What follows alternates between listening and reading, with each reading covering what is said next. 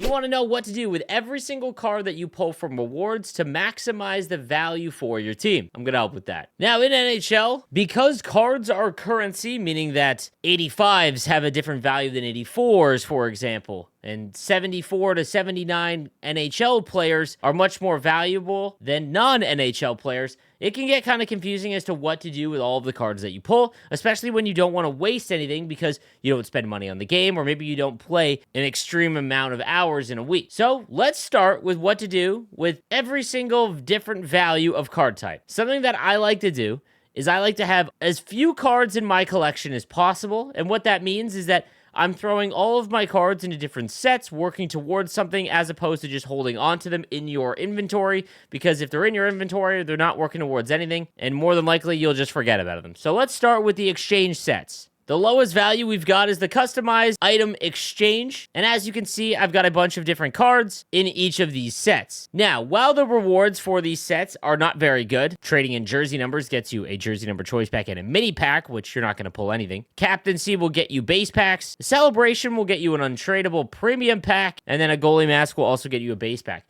The reason why you should still be trading these in while you have them untradeable is because, yes, you will get extra cards, even if you are not going to pull very much from these packs, but you're also working towards the set's milestone. And while you're not earning a ton of coins, it's still coins. So you have to factor that into what you're doing. So all I do is every once in a while after my rewards, I will go into these sets and I'll just autofill and throw all of my cards in here. Now, honestly, you can throw jersey numbers if they are tradable into the auction house, and I don't disagree with that. I think that all tradable cards should be put in the auction house, but for the majority of us, we don't want to spend a lot of time doing that. It takes an extreme amount of effort to put cards up for, 1,000 coins, and they're probably not going to sell, so I just throw everything in here. Captaincies are a little bit different, simply because if you get them tradable, especially the captain one, there just isn't very many on the auction house, and you can actually make some coins with them. So if you have them tradable, I'd probably sell, but again, I would keep them in here. Celebrations will net you a premium pack, and you do pull quite a few of them.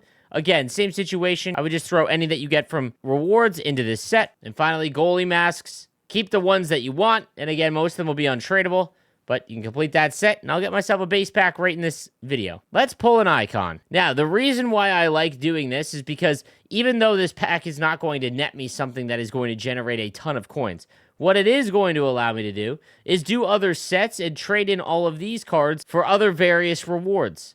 And I'll show you what to do with all of these in just a moment. All right, now in the team items exchange, and this features one of, in my opinion, the best sets that aren't really used a ton by a lot of the casual player base, but we'll go in order. So the silver and bronze, these values are terrible. And if you do want to make some coins selling any of these that are tradable, because there are a lot of players out there that are fans of junior teams and things like that, a mini pack for 25 of these is really not worth it. So if you want to sit there and throw these up on the auction house every day for like 1,000 coins, someone will probably buy them. For instance, I bought this Niagara Ice Dogs logo for like 3,000 coins because it was the only one up. So this is the one where if you get a tradable, I'd throw them in there. But again, in the meantime, you don't want to have it in your collection. You want to know what you have. So throw everything in here until you get close to the 25. Same thing with the jerseys. All you've got to do is click on a jersey and then hit search auction house. And this will work for any card, but you could just go through and see if any of these jerseys are not going for like the minimum. That way you're not losing a ton of coins if you have them tradable, but same situation as the logos. Throw them in here and just wait until you're close to the 25. I'm not ever going to trade in my Ice Dogs uniforms, but you get the gist of it. Silver is the same situation. Just a base pack for these logos. Now, the silvers are usually more for the European players, the AHL and the ECHL teams. They're probably not going to garner you any coins. If you get them tradable, again, you could try, but they're more than likely just going to sit in the auction house. Throw them up for like 1,000 coins and you might get someone to bite. Silver jerseys are the same thing. Anything that is untradeable, throw in here, because if they're untradeable, you're not going to do anything with them anyways. So make sure that they are going in here. All right, now onto the gold. So the gold logo exchange, you pretty much never have to worry about because you're really never going to pull any. I have pulled 4, and as you guys know, I play this game a ton. You're just never really going to see any. Now onto the gold jersey exchange. This is one of the best unknown sets to casual players. in the game. And the reason for that is because you can trade in 10 untradeable gold jerseys, which you will get quite often. And if you're not going to use them, you put them in here, you will get a tradable premium pack, meaning that you can take untradeable rewards that you get from various packs and rewards throughout the year, and you can actually turn it into something that you could sell for coins because it is a tradable premium pack. It's something crazy, but it's something that you want to take advantage of as often as you can. Now, as it stands right now, I don't really have any untradeable that I would get other than this Ducks alumni jersey that I just pulled in that mini pack, so you can see how the rewards kind of snowball. So I'll just keep those in here. Gold jerseys, you kind of want to see if you can sell. They'll usually go for like 600 regardless of the jersey because of this set. So make sure as often as you can, when you get your untradeable gold jerseys, throw them in here to see if you can pull something. And even if you don't pull anything of use, you could sell that and make coins. Arenas and coaches, these are the ones you want to avoid. You're never going to pull enough, and they are way too expensive to be worth trading them in. On to the bronze upgrades, you'll get 2 silver players. Honestly, you're never going to pull enough bronze players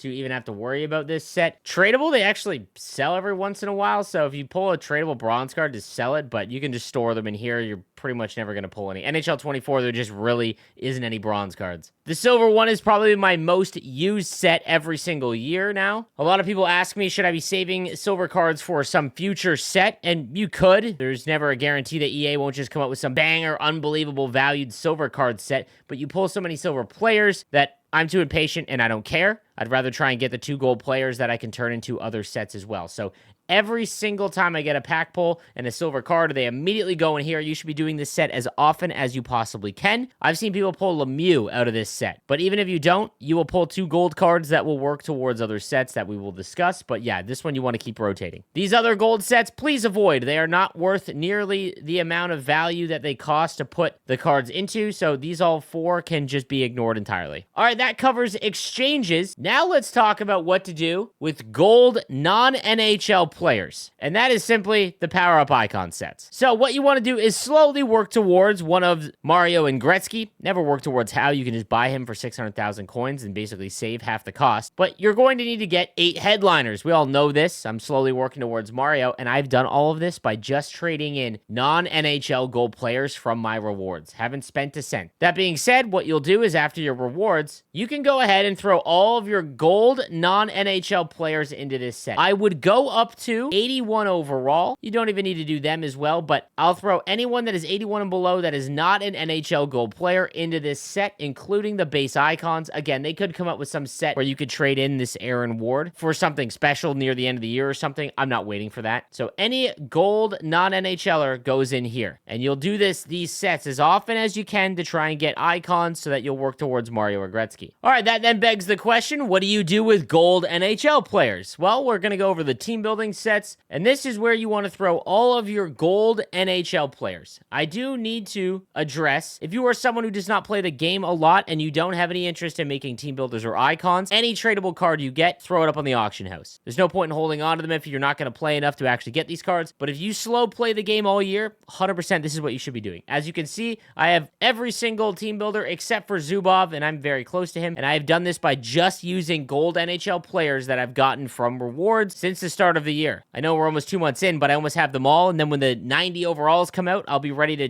get those immediately. So again, what you want to do is just go through all of the teams and just autofill your collection. Take out any card that is 83 and above. You never want to have 83 and above items in these sets, or obviously MSPs. So Leo, you're staying with me. For example, I've got 18 out of 25 with the Vancouver Canucks, but I've also got the 88 Quinn Hughes, the 84 Brock Besser, and another 84 Quinn Hughes. You want to use these cards for other things. So 82 and below gold NHL players, all of them, go into the team builder sets and you will slowly work towards building them. When you get to about 18 or 19 for a specific team, that is when I would go and actually buy the remainder for that team. Now, I need to touch on when you're going to complete a team. I'll do it live on this video. You want to remove every single card from this set. And this is probably overkill, but I want to address something that has not been fixed since NHL 23. So now that everything's there, go to your collection and you'll know that you need 15 74 and above gold NHL players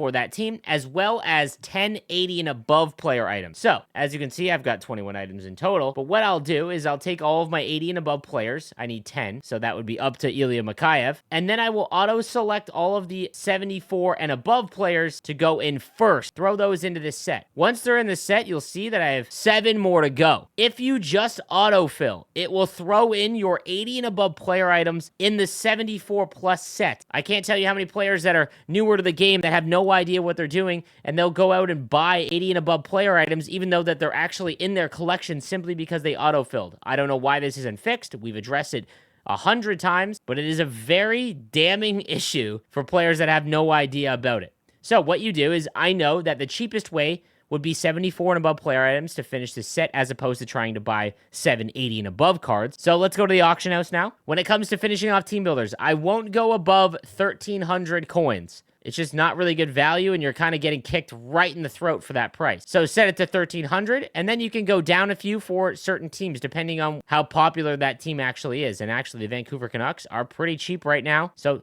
go ahead and buy your 7 cards for under 1,300 coins. Again, this is decent value. You can sit and wait and get every card for 1,000.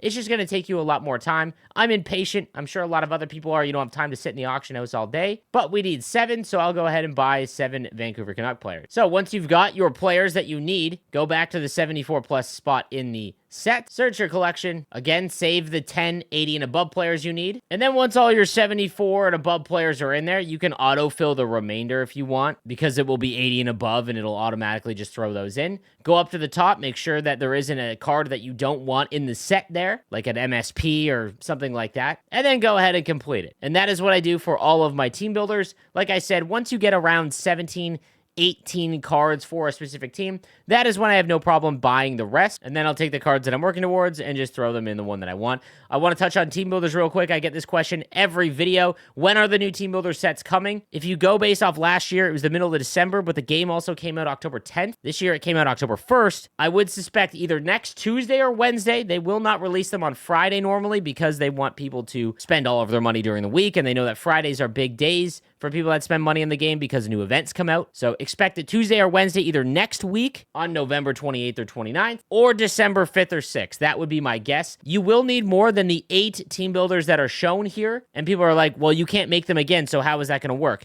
Once the new ones come out, you will trade in 2 of these 87 overall cards for a 90, more than likely, if it works like last year. However, they will come out with 6 90 overall cards, so that you've got to go out and make more team builders. Just save up 24 more teams so that you can immediately do 4 more 87s come the launch of the new team builders. Again, that's a lot, but for anyone that has the resources to do that, that's what you want to have the maximum. I'm going to keep trying to do this up until the launch of the new team builders, because if you can save up enough to make all 6 90 overalls right when they launch, those are usually the best cards in the game for a month or two. And for no money spent players, you basically don't have to worry about losing any of the 87 team builders like Nieuwendyk or Breezewa, because you're going to be able to get all the 90s. I do want to touch on the X Factor sets. This is a 1-month set, 30-day cooldown, so I do want to address it. It costs 50 gold player items. You want to trade in non-NHL gold players. So instead of doing an icon trade-in, if this set is available to you, make sure you're always doing it immediately, unless you have Connor McDavid's X Factor. In my opinion, once that is done, there's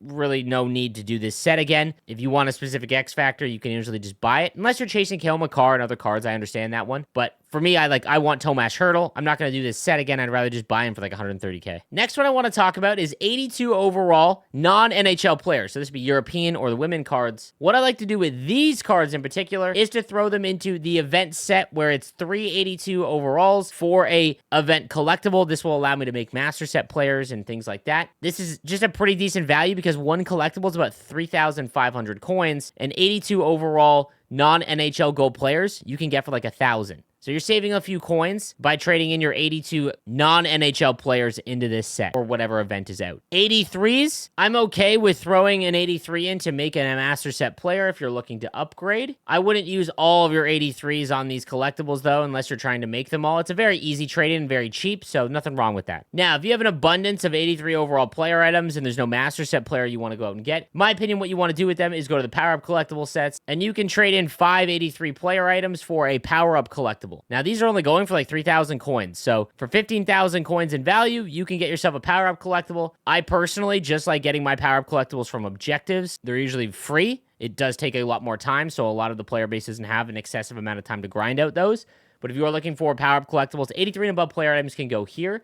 But I'll be honest with you, I am saving any card that is 83 and above right now just for a future event like Team of the Year or a Master Set player that I can't go without. But if you are trying to power someone up, this is a very good value. The same thing goes with 84 overall players. Again, just do the math in the auction house and see what they're worth. You can use your 84 above cards here. Again, if they're tradable, you can go ahead and sell them if you want to make coins. But if they're untradeable, you can throw them in here. Again, I'd probably save for the future Team of the Year event because usually you want to try and get 1 or 2 of them. I wouldn't save and worry about having to be able to make all 6 or however many there are, but having 1 or 2 is pretty sweet. Champ sets. So if you're someone that plays Hut Champs, what do you do with your Hut Champs collectibles? In my opinion, I think the best route still is the Mega Players Pack. It costs you 2. I do this every week. If you can get 12 wins, I believe, you can get 4 of these packs, which is 120 gold players. Yes, you might not get any Poland. You might just get a bunch of Europeans, but you will get a ton of team builders or cards that go into the icon sets like I showed you. By far the best value. And they're tradable. So you could just sell them all for 1,000 coins if you pulled nothing and you'll make 120,000 coins. Best value by far. Now, like I mentioned, any card that you pull that is 83 and above, I personally will hold on to. But once you get to 86, 87 and above, do not trade that into any set. You can sell it if it is tradable. But if you pull an untradeable card, like this 88 Quinn Hughes, for example, at some point in the year, you will be able to trade in 88 overall players and above for PowerUp Collectibles or event collectibles. There will be a set at which you will get decent value. Right now, the only sets you could throw this 88 Hughes in would be the same value as an 85 overall player item. Not nearly worth it. So save any card that is 86 and above and just chill. There's no reason to trade those in at all. And as you can see, I've been slowly saving 85s and 84s. It's because I don't need PowerUp Collectibles. I get them from objectives, but I'm just holding on to them. In no rush to get rid of these cards. I'll wait for a future event that has a card I can't go without, and then everything else just goes into their respective set. The last thing I do want to touch on, if you pull a tradable X Factor, sell it immediately, unless it is Connor McDavid. Same with PowerUp Icons. I somehow pull a PowerUp Icon every single week, but none of them are ever good. If they are tradable, go and take a look at what they sell for in the auction house,